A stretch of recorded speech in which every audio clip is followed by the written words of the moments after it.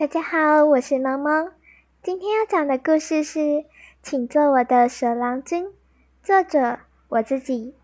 枯叶族住在高雄的湖野，那儿山很高，森林遍布，枝叶茂密。在湖野的深山中，春天的阳光透过树梢斑驳地洒落在地面上。据说这里会有梅花鹿和青蛇出没，又盛产瓷器，所以族人自称青花瓷子民。巴冷生在头目的家庭，他和多数女子不同，比起织布的手艺，更擅长拉弓、骑马、打猎。他从小便思想成熟，懂得待人处事的道理。为了照顾族人和迎合大众的期待，他很少有空闲去从事自己喜欢的事，反而学着织布和打理家务。夕阳斜照时，看着头上顶着竹篮的妇女，唱着歌儿走回家，听着她们快乐的歌声，回音在云雾迷蒙的山谷中。巴冷觉得自己与他们格格不入，始终无法享受这一切。因为枯叶族的传统文化是母系社会，男女婚后依然住在各自的家中，家中不会有父亲帮忙，孩子通常由舅舅照顾。而巴冷的舅舅很早便去世了，家中只剩妈妈、他和2个妹妹。在这里，女人们以力量为傲，以能力为尊。巴冷的母亲之所以被选为头目，就是因为她能够一心多用，同时处理好几件事。她经常一边织布，一边计算账务，还要做饭和照顾孩子。巴冷身为头目的女儿，也被寄予厚望。她白天得提着2桶5公斤的水，走遍整个部落至少3趟，从水井里打水给部落族人使用。中午得顶着艳阳，在森林中摘采果子与蔬菜，背着4人份的粮食回家。夜晚还得学习自己最不擅长的织布，这使他疲惫不堪，精神涣散。有一天，他跟着族人上山，意外在林子里迷路，往回走也寻不到来时的路。忽然听见远方传来笛声，便走上前寻找声音的来源。他看见一位男子站在河边，凝望着河流，波光粼粼的水面映照出他的忧愁。巴冷问少年：“你是遇到什么烦恼吗？可以和我说。”青年说：“我在思考，这条溪流一生都不能停止流动，日日忙碌为生活奔波，无法停下来休息。我觉得它很孤独，并为它感到忧伤。”女孩好奇地问：“那你为何要吹奏快乐的曲子，而非忧伤的旋律呢？”少年微微一笑，俏皮地朝巴冷公主眨眨眼，回答道：“如果一直沉浸在悲伤之中，就永远也没有办法体会快乐了。我想让河流知道什么是喜悦。”巴冷之后常到山里找蛇郎，他们合唱的歌声连鸟儿都沉醉，兰花也微笑。斑斓的光影随着季节变化而波动。自从他遇见了蛇郎，生活便像是被一盏路灯所点亮，身处黑夜也充满无限的可能。巴冷，你看，这里的花开了。蛇郎的声音从他身后传来，温柔如晨曦中的微风。女孩转过头，看到少年那双充满喜悦与深情的眼睛，正注视着他。樱花树被风吹落了一地花瓣，伴随着伫立在其中的绿色青衣男子，仿佛花与树的相互映衬，交织出一幅美丽的画卷。压力大的时候，他们会一起坐在湖边，在夜色笼罩下，静静地看着月光倒映在水面上。你觉得时间是什么？你觉得时间是什么？巴冷喜欢与蛇郎探讨一些哲学问题。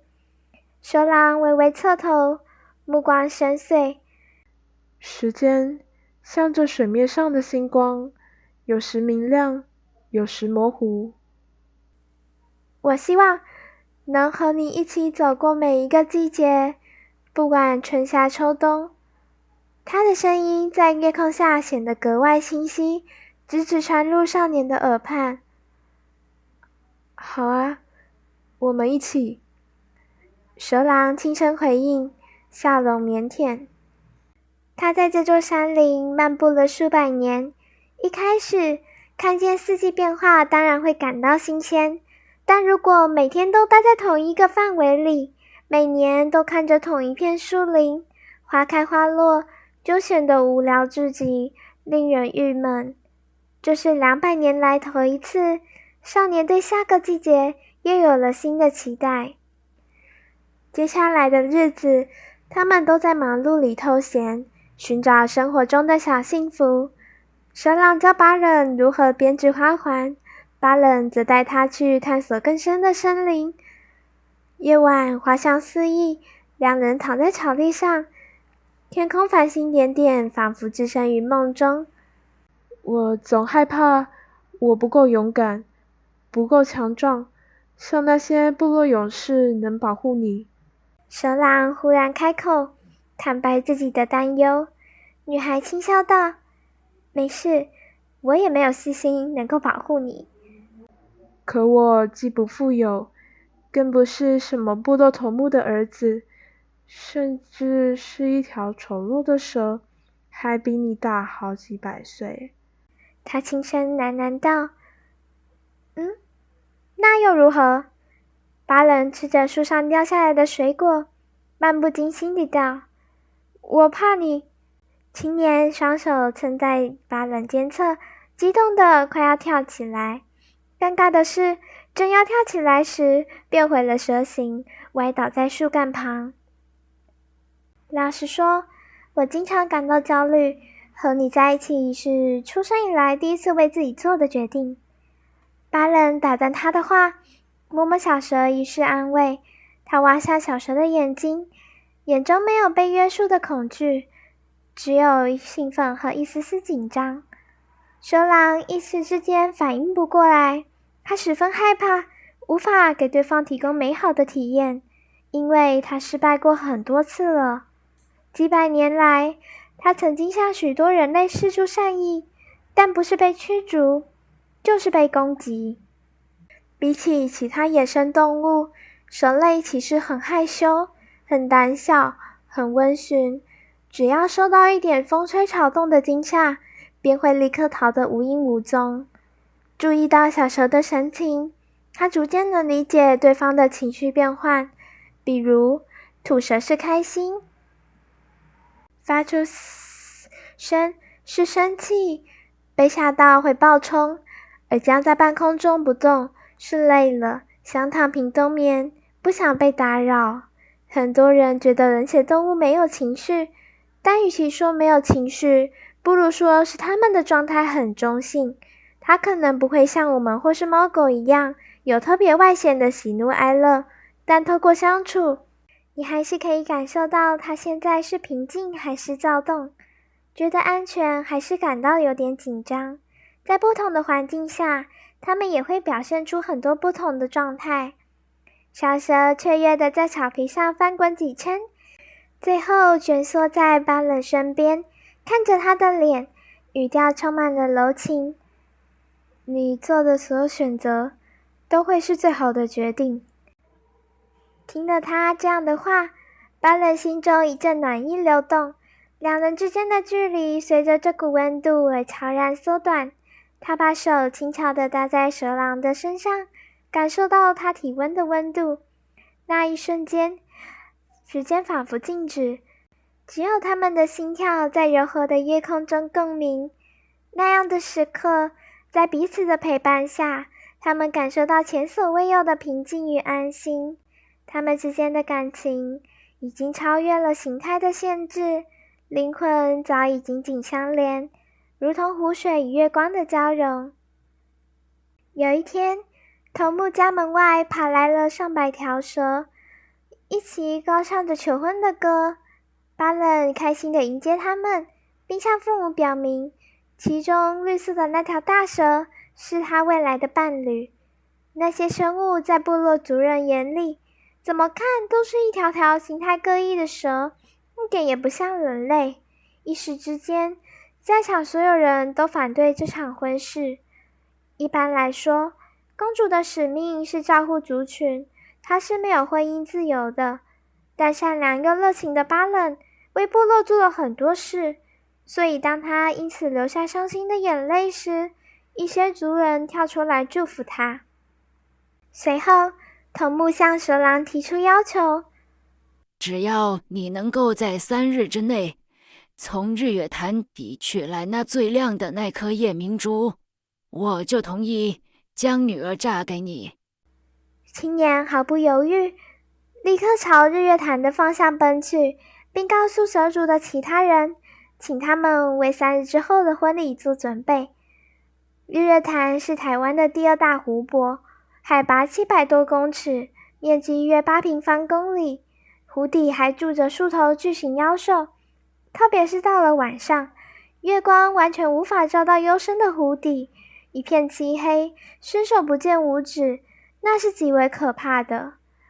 巴冷心痛至极，虽然至少母亲是为了自己好，也是借此举动给部落勇士们一个交代，让他们打退堂鼓，不要有娶公主的心思。但用付出生命作为条件来考验一个人，代价难道不会太大吗？但碍于公主的身份，巴冷没有将念头表现出来，只是在夜深人静的时刻，悄悄带着匕首和弓箭溜出家门。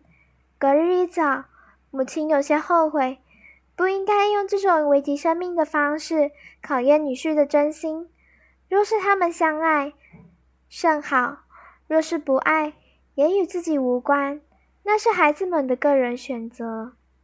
但当他敲响巴冷的房门，打开看见里头空无一人时，已经来不及了。迎娶的日子到了，蛇族浩浩荡荡在头目家门口盘踞，长老高唱迎亲的歌曲，聘礼样也不少，摆满了一整条街道。巴冷的母亲流着眼泪，父亲面色凝重，他们翻遍了整座山林，没有人知道婚灵的2位主人去了哪里。良久，才在山脚下的城市找到了睡在公园角落的巴冷和蛇郎。小蛇攀附在女孩的肚皮，以自身充当棉被，他们躺在柔软的草皮，沉沉地睡着，而身边的长椅上散落着几个木雕工具，还有手工打磨到一半的珍珠。这一刻，仿佛全世界都变得宁静，空气中散发着温暖的情感，诉说他们之间的爱坚定和绵长。原来蛇郎的故乡在日月潭，那是他长大的地方。他非常清楚，湖底根本没有什么夜明珠，只是光线的变化导致珍珠看起来闪闪发光。相对来讲，蛇是一种更单纯也更遵循着本能的生物。青年唯一的目的是想娶巴冷，并不想和头目起争执，只要有看起来像夜明珠的东西就可以了吧，他心想。于是他取了几颗晶莹剔透的珍珠，到城镇去买工具来雕刻。他想要给他最好的求婚礼物。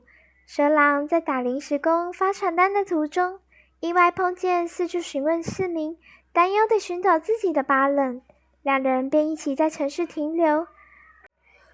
巴冷力气大，便揽下大部分的体力活，让手巧的蛇郎专心做他喜欢的事。生活了3天，其实他们还蛮满意这样的日子，毕竟一生有多少机会能遇见可以在他面前做自己的人呢？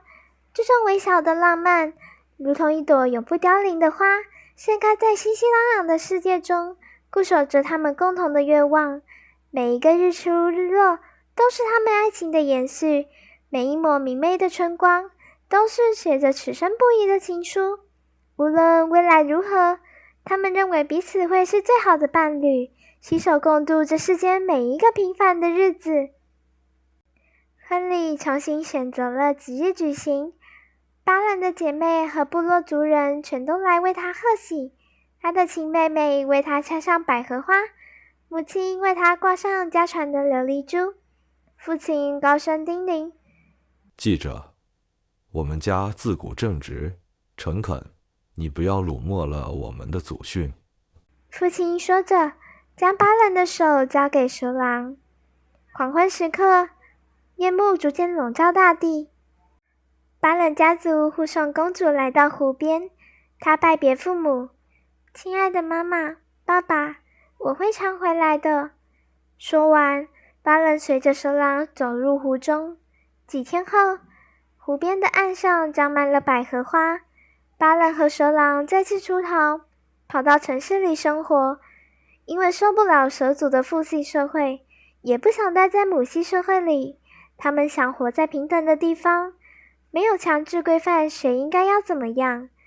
时至今日，枯叶族人仍喜欢在头上插一朵百合花，并将他们的故事讲给小孩听，纪念巴兰公主和蛇郎。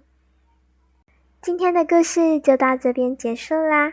如果喜欢童话故事的话，可以在下方帮我留言你还想要听什么童话哦。也可以订阅我的频道，接收最新的童话消息。谢谢各位的收听，我们下次见喽。